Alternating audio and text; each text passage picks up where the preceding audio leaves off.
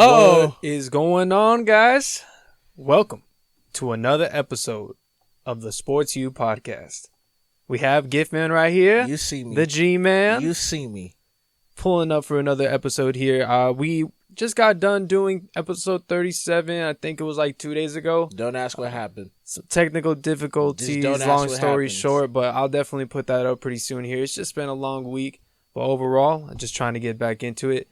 Gifton right here. You also got Rob on the mic right here as your host as well. So let's go ahead and get started here. The first one, at least the first sport that we're going to get into is going to be NBA. And what is going to be the first topic, Gifton? Let's see, the first topic. See, this one kind of hurt my heart, man, because Lloyd Pierce, who was the head coach of the Atlanta Hawks, has recently been fired due to a terrible start. But I feel like it's not his fault, really.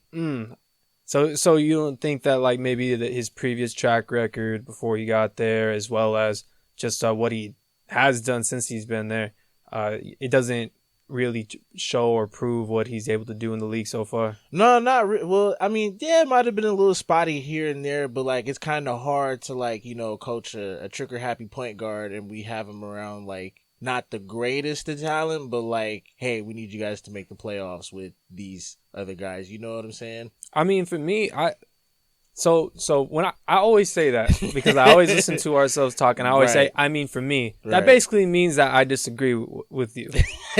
And why I say that I disagree with you is because, like, as a person who manages a club, like, you want to be able to adapt to different people. Mm-hmm. You understand that you're with a pack of men. Right. They're all a little bit younger, so they come from a different standpoint on life as well, different perspectives. But the biggest thing is, like, you're able to manage that. You understand that everybody has different backgrounds. You understand that everybody doesn't work the same way. Certain people don't tick. Think about MJ. Think about Dennis Rodman. And now think about okay. You got me there. All right. I'm just saying. But Phil Jackson played it the way like everybody, you're free. Just do what you need to do. All this, all that. That's a fucking lie. But okay. What? That's a lie. That's what he was basically. That shit worked in the 90s, bro. Not today. I think it would work way more nowadays than it did back in the 90s. I think Phil Jackson was just kind of like one in a million. He was more real about like the way that he approached things. But that's besides the point. Okay. My thing again is Lloyd Pierce continuously year after year just kept on rubbing his players the wrong way. Each one of them was making statements about it, and it was more than just one person. So there's like a couple of different things that actually happened.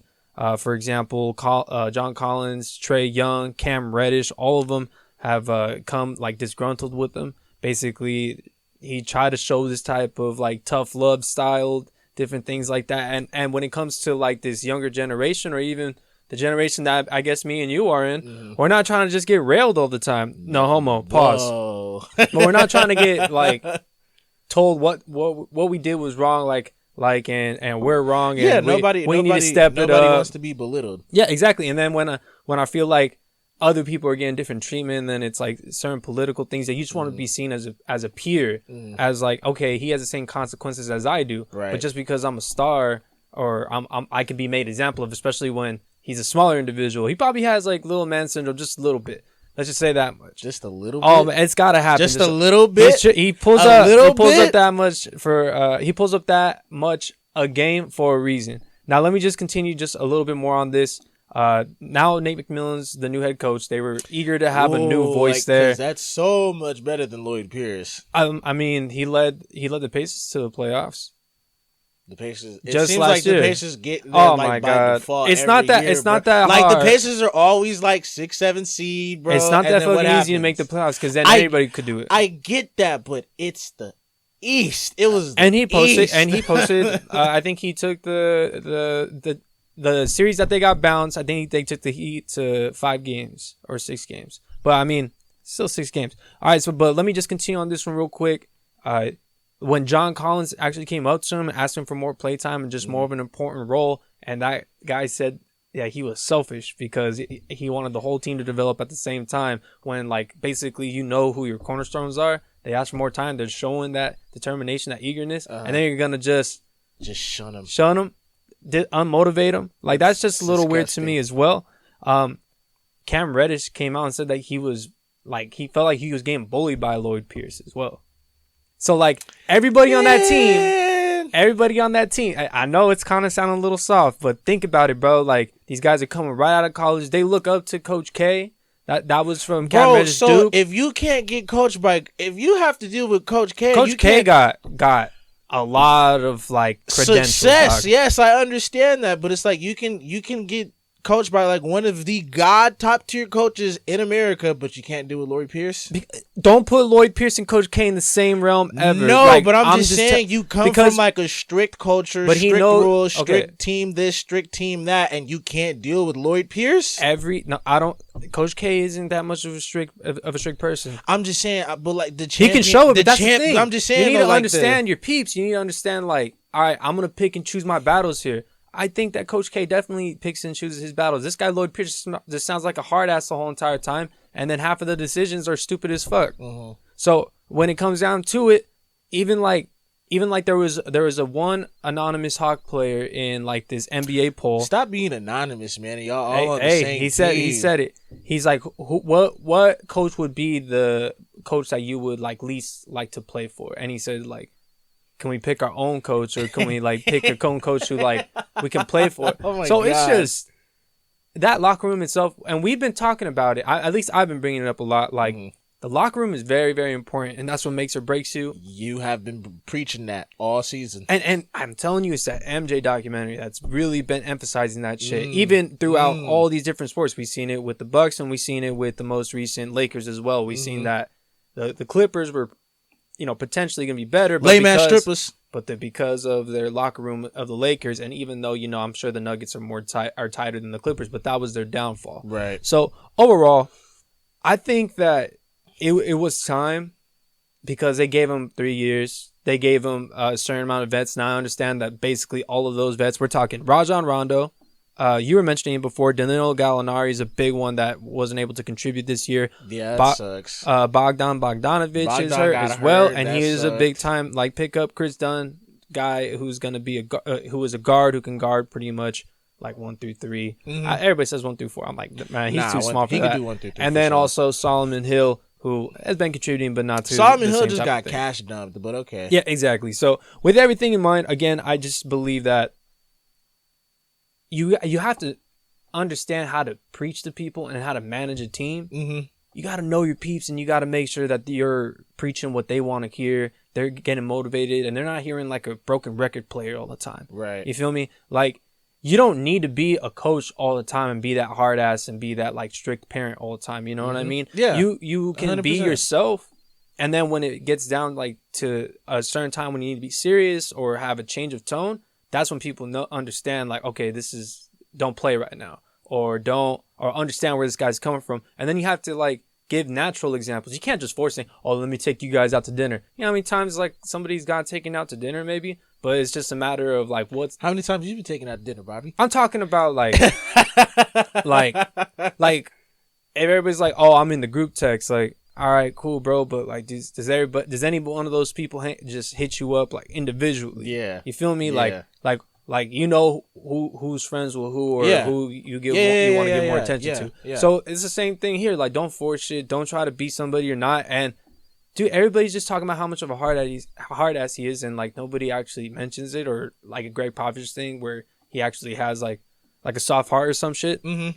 But like, what I'm trying to say is that, like, I think that they see another side of him, and they don't believe in this tough guy attitude. So why buy into that type of shit? Okay. Well, I mean, I don't know. For me, man, because it's like we've dealt with hard ass coaches, and what happened? We were like fucking all-stars at like 15, 16. No. Now, granted, it's totally different because their experience is different from ours. But I'm just saying, like, I know what it's like with the hard-ass coach who wants, like, the best of me. Yeah, but sometimes some kids just ain't built for them hard-ass coaches. No. But who'd you play for, though? Okay, so so we had 2 different coaches, right? Yeah. Coach P and then Coach Daniels. Yeah. So Coach P would be hard on you, too, the same way that, like, I wouldn't say that they're 2 different, like, types of hard. I think Daniels is a little bit harder on you, but, like, I played for Coach Daniels. I wouldn't play for Coach P. Right. Like, I'm just playing because Coach P told me to. I would dive on a ball for Coach Daniels. You feel me? Okay. So, like, and there was a difference between the two, and you know it that like Yeah. one was like super. I mean, he was intimate in certain ways, like where it was in a positive and you know appropriate manner, but like he was a good coach. Whereas the other one is just, you guys are my slaves. Like go run a lap, go do this better, so on and so forth. It wasn't like I'm trying to make you better or this is what it's about. You know what I'm saying? Mm-hmm. But no, like I don't know. What do you have to say about the topic? You feel any type of way? Like you said, he had things to like not define him. But for me, like, man, there's just so many different instances right here. It's like, get out of here, bro. Now I get it if it's like a coach who's not like, who really genuinely doesn't know what he's doing, bad play call and everything like that. Yeah, cool. But it's like, bro, you guys have been playing basketball your whole lives with all types of coaches that you've made it to like the most elite level of basketball. Like, you kind of should, like, I don't want to say see everything because some players don't, but like you should just be prepared for like the best and the worst at the same time. Yeah, I mean, like, I think it's a give and take. They're all men at this point. You can come in, you can force people to try to be like college athletes or something like that, and that's why certain college coaches can't transfer to the NBA because they're not students. They're not playing for a scholarship. I mean, they got paid already. You feel me? Like it's a different type of league. That's a good point. But I don't know, like, which the best for the Hawks. They have a lot of talent there, but hopefully John Collins gets traded.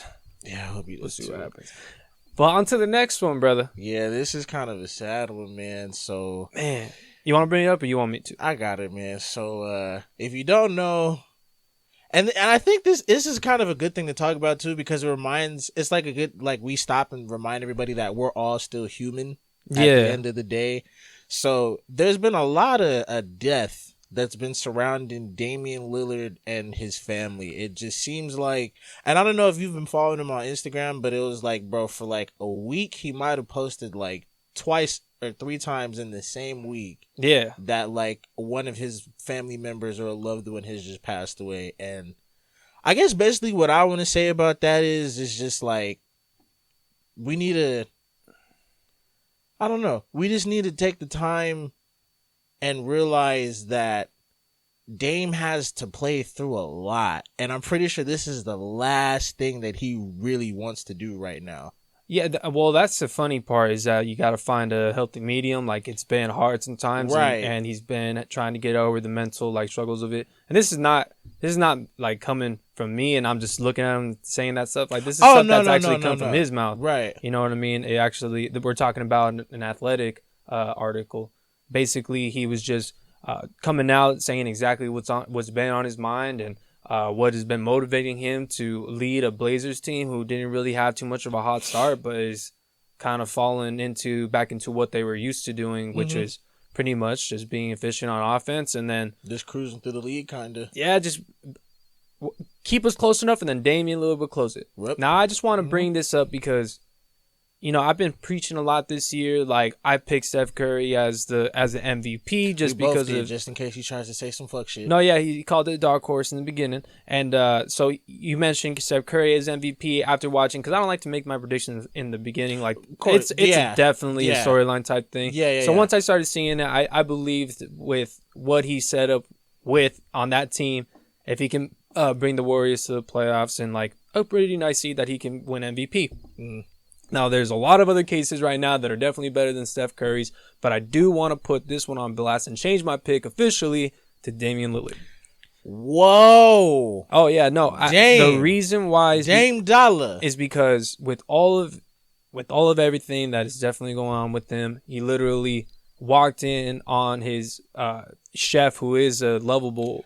Human to himself. That one fucking hurt my soul, bro. He walked into the kitchen with him just dying on the floor like within minutes. Yeah. And he couldn't figure out what to do with himself. He called CJ McCollum. That was like one of the first people that he called to come over and basically just console him throughout the whole entire time. They both cried in their kitchen. Like, that's really tough to watch your friend die in front of you and just his body's lifeless right there, and then having to have that moment with a teammate at that. Like, it's just like, you guys shared that moment, and so like, how are both of you guys trying to play? Because you know, wherever, I'm most likely because they're on the same team, like, and they're friends. It seems like, of course, like he called him, that was the first person, that like whatever he's enduring, like I'm enduring as well. You know what I'm saying? they cried together again. And then you also have a cousin and a close friend of his cousin, but also a close friend to Damian Lillard. They got shot down as well, like literally in a shootout in West Oakland. Like, it's just tough that you have to lose not only people, but people that are younger, people that have a lot more life going forward. Exactly. And like you were mentioning in the first place, you have to look at these athletes and not, like, as much as we do criticize and we like to make jokes, like I pick on Rudy Gobert and everything, it's just crazy to think that, like, a lot of people, they bag on these players without thinking about the repercussions, such as a Lloyd Pierce. Think about it. Like, he got fired. Now he has a whole family, but we don't think about that. We just want him out because we want better sports. We want better quality of work.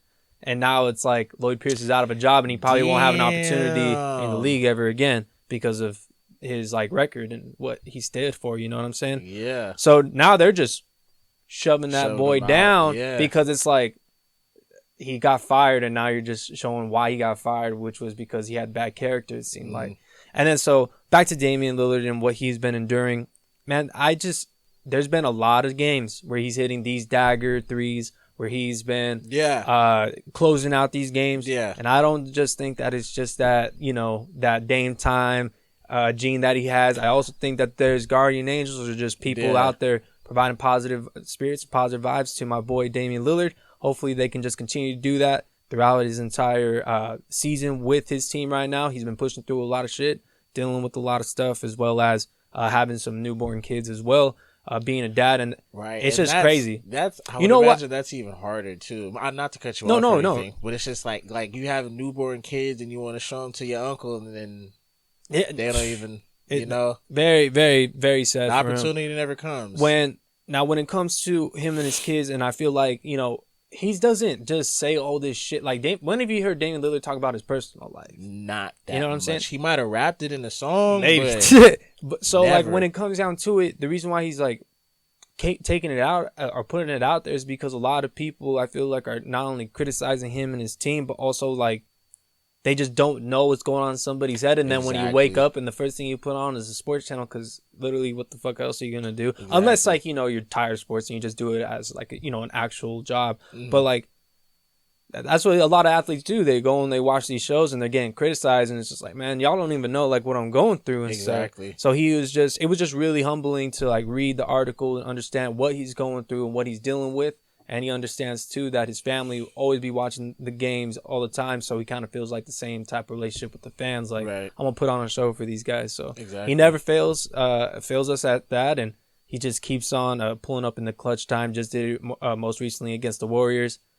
Oh, that was such a good bucket. He beat my guy, Steph Curry. Oh, that was such a good bucket. It might be, Dame. He just put himself ahead in that race there. But it's just crazy that he's able to endure all that and still be that same dude on the court. But all in all, man, prayers up to Dame. Keep your head up, bro. Him and his family. And everybody else is going through anything, man. Go talk to somebody and just protect your mental, man. Just stay up. Yes, sir. Protect your own, protect your mental. It's just important to take care of yourself the same way you take care of other people around you. So let's get on to the next one a little bit happier. We got some power rankings. Power rankings to say whether or not another fucking like company, business, organization is dumb as hell. Now, we just actually, so since I just praise like, hey, you don't know what people are going through, then I'm like, these guys are dumb as hell. Hey, sports you, bitch, get with it. That's how the fucking podcast goes, motherfucker. All right, so no, let's go into this one right here. It's The Athletic again. I was on the same website, so why not just continue to use them? Shout out The Athletic. They have the NBA Power Rankings. I'm going to go ahead and just say the top three, and I'm going to say whether or not you are surprised about that top three and whether there's another team in mind so that we can keep going down the list and you'll be like, yeah, that's wrong. They should have been number 2, number 3, so on and so forth. Gifton, we have the Utah Jazz at 1, the Nets at 2, and the Phoenix Suns at 3. They should be 2. Now, what's up with you, man? How you feeling? The Nets should be number 1. The Suns should be number 2, and Utah should be number 3. I'm sorry, bro. Like I'm not convinced in Utah at all. So the Suns, they shouldn't have Chris Paul as an all-star, but you want them to be the number 2 seed right now, or at least the second best team in the NBA. Yeah, Devin Booker's fucking amazing. So you're saying the same? This is basically the same. Devin Booker's playing than Chris Paul. That's what I'm saying. Yes, it's Chris Paul that allowed that team to flourish. You would have never said, and I don't think anybody ever thought this, that they would be the second best overall team in the next season once they acquired Chris Paul. Devin Booker's been great. I'm telling you, dog. This is his time. They both deserve to be all-stars, not just one of them, which Devin Booker also does deserve to be an all-star. One over the other, Chris Paul has a lot behind him. But I do agree with the Utah Jazz being number 1, number 3, the Suns, number 2, the Nets. I honestly agree with all those. I think the Suns can actually be a little bit lower. Let's go ahead and replace them with another team. I would actually believe that the 76ers should be the number 3 to replace the Suns, right? So we'll keep going all the way to the 76ers now. Okay. So again, we have Utah Jazz 1, Nets 2, Suns 3, Clippers are the 4th one. That's the 5th about right. is the Lakers. That's about right. Just below the Clippers. That's about right. You have also have the Bucks just behind the Lakers. Lucky to be in 6th. Number 7 are the 76ers. How do you feel about that 1 through 7 right there, dog? Any changes other than the top 3 that you just mentioned? I think I would still put the Lakers above the Clippers just because like the Lakers still are gonna get it done. And then I don't know, man. They're without AD though. He'll be fine. He'll be fine for playoffs. So you think that if they played each other, the Lakers would lose? Oh, right now? Yeah, right now. Oh no, the Clippers will still lose. So the Clippers would lose right now if they played. Yeah. All right. No, keep going. I just want to know because I watched these Clippers lead the Bucks the whole fucking game to hit a parlay, and then the motherfuckers didn't score in the last 4 minutes of the game. Did you know what happened today? Up by 6. No, I didn't watch anything. The Clippers lost to the Wizards. The Wizards. Exactly. I fucked with those Wizards, but I also married the Pistons. I think that was one of the worst choices I told you. And they're about to trade Jeremy Grant. There's rumors about it, so that kind of sucks. But let's continue. Let me just make my kind of things I want to say about this. The Bucks should definitely be lower. Yes. The Clippers can be below the Nuggets, I would say, because the Nuggets are the 8th one. Just to introduce that. Okay. I would have Utah Jazz, the Nets, the 76ers. Ooh, at 4? And then I have the Lakers. Okay. And then I have the Bucks and then Clippers. Oh, shit. I didn't put the Nuggets right there. The Nuggets should be right behind the 76ers, but above the Lakers right now. Because I believe that the Nuggets are better than the Lakers right now. Right. Just because they're missing AD. I feel like the Nuggets are more clicked up. Jokic can't stop AD. Yeah. But AD can stop Jokic. Yeah, it's crazy. So when AD's not there, Jokic and that team's just going to flourish even more. 50, 13, and 14. That's just me. And the last 2 to round it out are my Heat. The ones that people keep talking shit about, like this guy right here. Fucking belong. What, on the top 10? Number 9. Yeah, what's your team? We're getting picks. We're doing the smart thing and getting picks. You wheeling and dealing. Trash ass dudes. All right, and then we also have the Warriors top 10 to top it off there. Gyfton, do you have the Heat and the Warriors making the top 10 as well? That's fair, because the Warriors are they got the 8th seed right now. They're trying to keep it up to like 3 games ahead of everybody else. That's fair. The Heat are starting to turn that corner. Hopefully they'll make a trade and they'll just go from there, because that might be the trade that they need. But I would say that's about right with the Heat and the Warriors. What about you, man? I think that you would have to take great consideration in when it comes to the Mavericks. I know that they had a rough start to the season, but they've been on a roll lately. And Luka Doncic has definitely been proven that, like, hey, like, we had a slow start to the season and we called each other out. It's time to get over this hump and basically get in a position to where we can make the playoffs, so we can make a run there. So I definitely think that the Mavericks, check them out. I think they can beat the Heat. I think they have a chance to beat the Nuggets.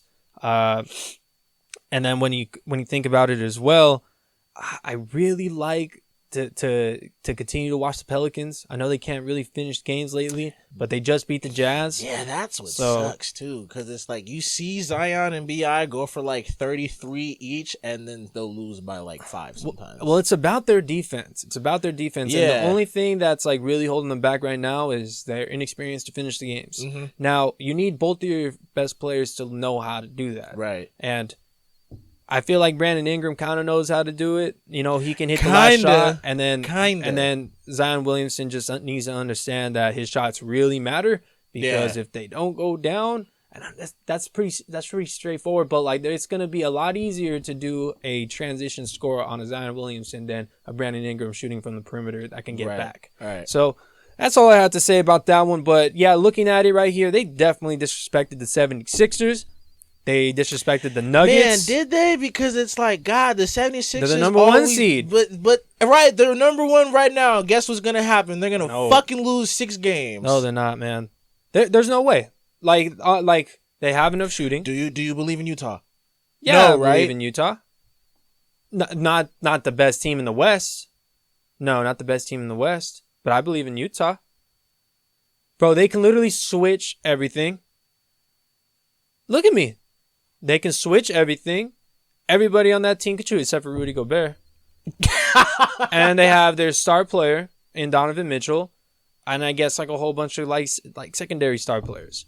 I mean, Rudy Gobert did make the All-Star team, even though I don't think he's a star. But like, Bojan Bogdanovic can get you 20 each night in the playoffs. And then again, Royce O'Neal is there shooting lights out like he is. Like his last name is Curry.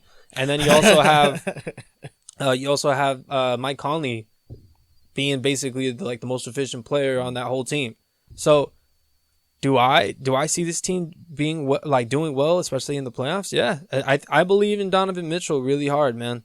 I like that guy a lot.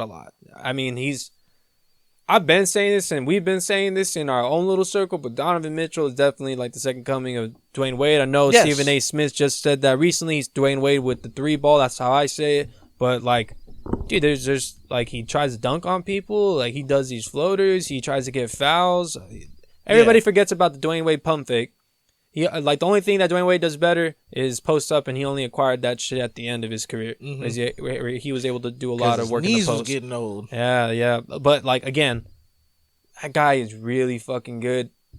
I don't think you need that much. He took those Nuggets to 7. They eventually made the conference finals. They got pretty lit up by the Lakers, but I mean, who wasn't going to get lit up by the Lakers that year? Right. So, yeah, I think that's it for our NBA squad. That is their top 10 power rankings, but what do you guys think? Who should have been in it, or leave a who comment below? Out? The most disrespected. Who's your most disrespected on this list? My most disrespected would probably have to be the Nets, bro. Like, the Nets should have been number 1 automatic. Cause, bro, let's be real. Like, if you're saying the Nets, potential, yeah. If it's the Nets in Utah for the finals this year, bro, what's gonna happen? Okay, but that's on the finals though. These are definitely taking into account like injuries and stuff, because I mean the Lakers are number 5. Bro. Even with injuries, bro, James Harden is they're still number 2 averaging with all these injuries and all of us. But you was tired of averaging triple doubles in Houston, but you went to Brooklyn and did the same shit. But hey, okay, bro, whatever. But yeah, he's just tired of being the number 1 scoring option. It's tired as fuck. I'd be tired as fuck. And I'd be mad if we still losing too. If I put in all this effort, that's like what Bradley Beal's about, man. Even though they won, like you were mentioning, but I'd be upset if I'd be dropping 40 every night and then for nothing. Shit. All right, on to the next one, brother. We are done with NBA now. On to the dun dun dun dun dun dun dun dun dun. NFL, baby. Let's get on to it. Woo! JJ Watt. SWAT. Big guns out of the Texans. He linked up with my guy. Out of Houston. Go with ahead. The big dog. Small pit bull looking. Hot shot Murray. He is with Hot Shot. He's with D-Hop. That's one guy that we mentioned a long ass time ago about leaving the Texans. We're just waiting for Deshaun Watson to leave. And then all those Reddit fucking users can kiss my fucking ass, because once I mention that shit, they're roasting the fuck out of me talking about, oh, is that part of the season already where nobody has nothing to talk about, so we're just going to spread these trade rumors. No, motherfuckers, he's gone. He's leaving your shit because he doesn't want to deal with that stupid-ass owner. Now let's get on to the real shit. Yeah, that J.J. Watt. Crazy. J.J. Swat. Big dog, big guns, hopping in there saying he believes in Kyler Murray. But he didn't believe in... He didn't believe in Houston. He didn't believe in Houston or the QB that's coming back. Hear that, Houston? Now fuck y'all. I'm posting this on our Reddit page too. Now let's get on it. He joined them. Gyfton, what do you expect from the Cardinals? Oh, man. Honestly, between J.J. Watt now, Budda Baker, and Chandler Jones, I expect J.J. to just fully take over that defensive line and just be that big defensive anchor that, like, the team so, I don't want to say desperately has been needing, but this is a dope piece that Arizona has added to this, to potentially make the playoffs. And on top of that, a deep playoff run. I mean, the first potentially. Potentially, you can't say all this big shit and be like, that's their ceiling. Well, hopefully you don't get hurt. Yeah, that's their fucking ceiling, dog. They got all this talent. Yeah, and hopefully they get better. So yeah, this is their ceiling. Nah, believe in that shit with your fucking chest, bro. Put your balls out on the table. Oh. Say that. Do you believe that they're gonna make a deep playoff run next year? Yes. This guy is bold. Bold or full, we're going to make it a thing now. Now, when it comes to me, man, I look at this. The first thing that came to mind is, why does my division have to continue to get better? We have to deal with the 49ers. We have to deal with the Cardinals. And then we also have the other guys that are just getting better in, the Seattle Seahawks.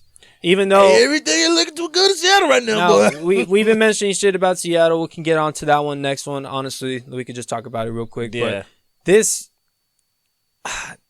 the NFC West just looks stacked, and I hate it. That's the only thing that sucks, is that now I have to watch, Matthew Stafford get chased twice a year by J.J. Watt for the next 2-3 years, and sacked 386 times. No sacks from my guy. Now, when we get into this, though, again, what was the main thing that we said that he was going to bring to a team? He's just going to be that locker room presence. Right. How big is the locker room presence? It's fucking huge. Why is it even bigger in the NFL, though? Because that's camaraderie. Every time you hear somebody leaving the NFL, they're like, man, I miss the locker room. I miss, hanging out with the guys, just having that connection with everybody. Now, that's my thing about it, too.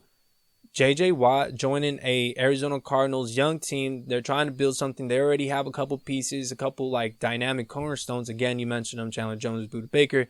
They still have Pat Pete there, even though he's looking like a big fellow of himself. Still got Larry Fitz. Yeah, and with all of those pieces, I think that definitely creates a really nice locker room. Again, like there's a whole bunch of benefits into going to Arizona, but let's just talk sports here. He's going to be a guy that can pass rush, Jimmy Garoppolo, Russell Wilson, who can't get any, protection. And then you also have Matthew Stafford, which is hopefully going to be a big splash in LA, but we're going to see what happens. He says it's a stick in the mud, and he might be able to prove it with JJ on his ass. But I think one other thing is just they have a DeAndre Hopkins who has been there for a year, who understands what JJ is about, understands what he brings to the locker room as well.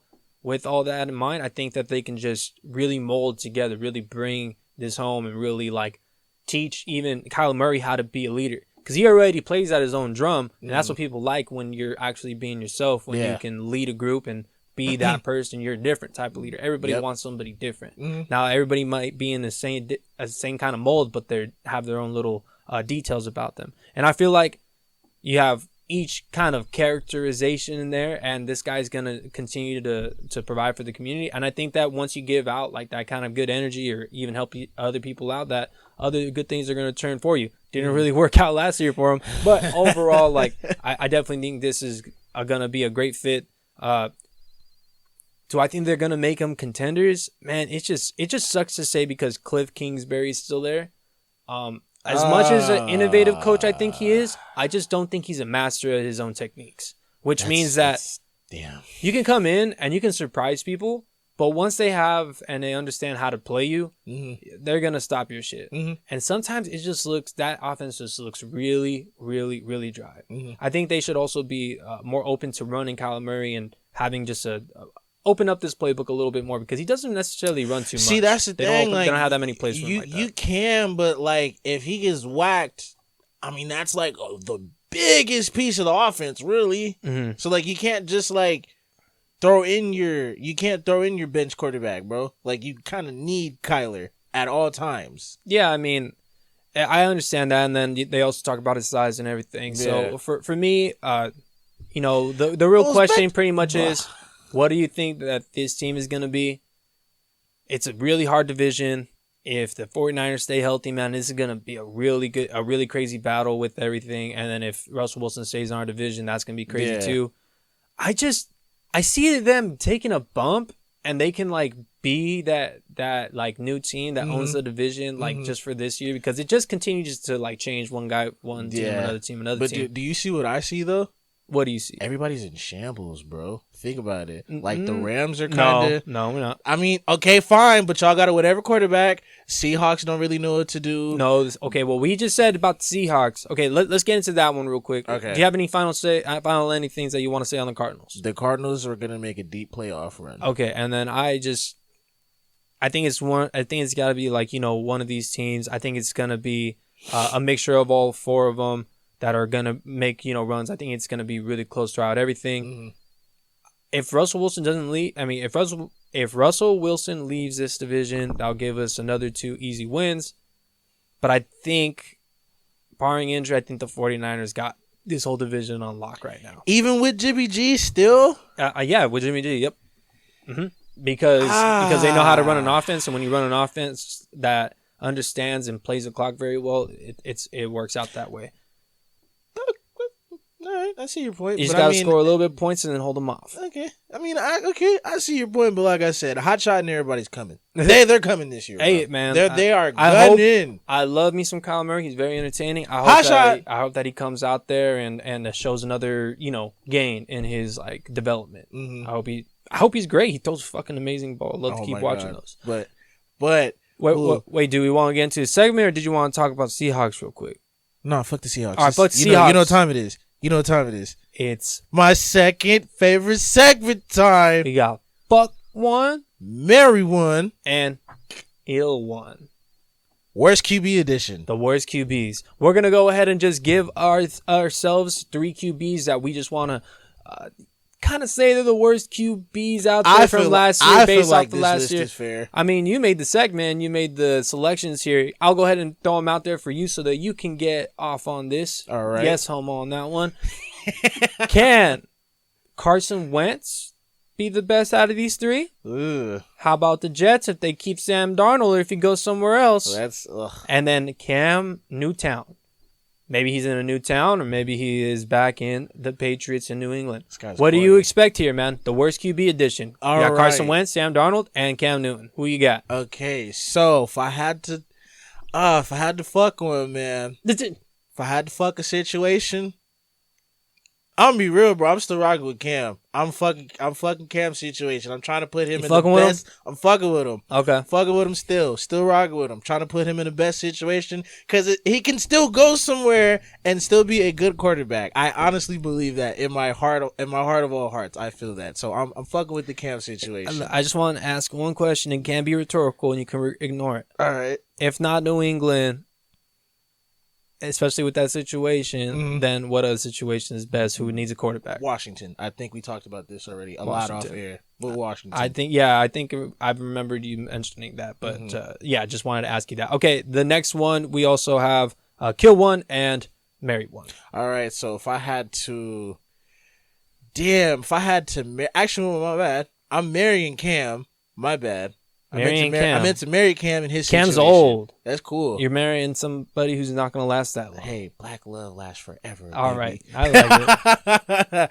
Okay, then if I had to fuck one, Sam Darnold, only because he's young, and I feel like the Jets have just always been shit. And you're just going to kill off Carson Wentz? Yeah, bro, I don't fuck with Carson Wentz at all. I don't fuck with Carson Wentz at all. Bro, the fact that you demanded a trade from an organization that you fucking really didn't contribute to like that besides injuries, and you were only there at the Super Bowl game just on the fucking sidelines, And you got the nerve to ask for a trade? Fuck out of here. Well, there's a lot of things that went into that happening. Yeah, he's fucking old. What? Who? Carson Wentz? Wentz? I mean, he plays like he has the body of an old person. Shut up. He has the body of an old person. Now, for me, Carson Wentz. Remember when I say for me, that means I'm disagreeing with you. Yeah. Carson Wentz is going to not necessarily show everybody, I'm this better player and everything, but they were making him the scapegoat of the season since the beginning of the season because he's ass. Now I'm not saying that he's not ass. I don't think that he's ass. I think Sam Darnold definitely is more ass. So I would say, in my opinion, that I would go ahead and kill Sam Darnold. Ooh. Because how many times do you have to have a losing season to say, all right, you're just trash? I know this organization is trash, but you've also had just really trash development. But the Jets have been ass since Geno Smith, so it's not his fault he went to a shit organization. The Texans have been ass until Deshaun Watson got there. Right, and Deshaun Watson was the shit. Sam Darnold is Watson. This is only Sam Darnold. Okay, how about this? Carson Wentz was the guy who led the Eagles team to at least like getting into the playoffs. And what happened? And then they also made the playoffs another time in his career as well. And then what happened? They lost, right? They lost lost one of them because he got injured before they could get there. Whoa! And then he lost, and then he couldn't lose because it was Nick Foles, and Nick Foles won it all. So for me, I'm going to kill Sam Darnold because he hasn't shown that he can lead a team. He hasn't shown that even with bad coaching that he can still lead a team. So overall, I'm just going to take him out. I'm going to go ahead and I guess I'm just going to fuck with Cam Newton because he can really get me 3 rushing touchdowns. Come get some of that chocolate milk, baby. Man, I fuck with Cam Newton because he can get me 3 rushing touchdowns and be the only guy that scores a touchdown on my offense that day. And we can most likely lose because that's the only form that the only way we're going to win is running the football in a throwing type of league, but I'd rather fuck with him than deal with fucking with Sam Darnold. And then when it comes to marrying one, you're going to marry Carson Wentz. Carson Wentz is the only quarterback out of these 3 that's going to make the playoffs. The Colts almost made the playoffs with Phillip Rivers. I get Tourette's. I'm Phillip Rivers. That guy, man. No. Don't underestimate the power of a good offensive line with decent weapons and a guy who's Jonathan Taylor, who's really good at the running back position, can definitely take a lot of load. Pause. This guy's gonna roll tonight. Can take the load off of Carson Wentz back. So that he can deal with it. But this man I don't know if he could take a load, all right? Chill. Pause.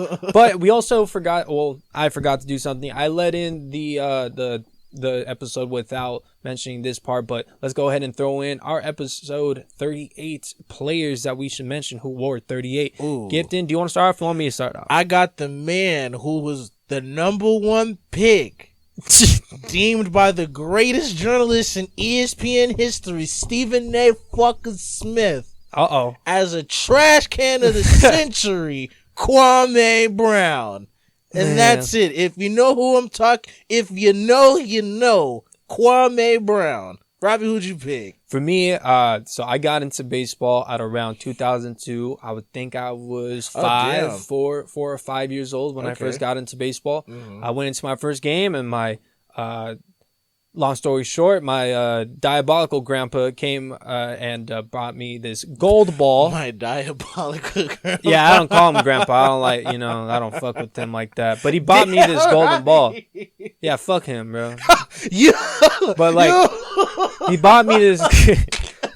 Hey, yo, he bought me this gold ball. Shut the fuck up, man. I'm trying to tell a story. He bought me this gold ball and insignatured, maybe just signatured on top of that ball, like embedded. There we go. I was trying to combine those words. Embedded in the ball was his signature, and it was Gagne, number 38. I remember watching him for the next 2 seasons show up and give us about 55 to 62 saves, I think it was. Mm-hmm. No, 55 saves was all time. 52 was the first one that I watched. So I watched this guy dominate the league as a Dodger for about 3 years. Inspired me to become a pitcher. Wasn't too good as a pitcher. Had a mean curve, made a lot of people look silly. Overall, he just inspired me to get into baseball and really love what I like to do. Pitching is a whole different game, fellas. Like, you could be playing baseball, but once you're pitching, like everything's on you. It's you against the whole fucking team, man. Yeah, you at the mound. It's crazy, and then you gotta trust everybody behind you, and sometimes they save your ass too. So shout out to all of them. Shout out to Eric Gagne for making me love baseball a lot more than I should possibly like it right now, because it's kind of garbage. But overall, episode 38, that was my number 38. 38. Thank you for watching episode 38 with us, guys. I appreciate you guys' support. This is Gift Man right here. Yes, sir. Go ahead and shout out that like button. Bust down those comments. Leave a like. Tell your friend. Tell your job. Tell your job. Tell everybody about us. Tell your job twice. And remember to support. Y'all have a good night, everybody.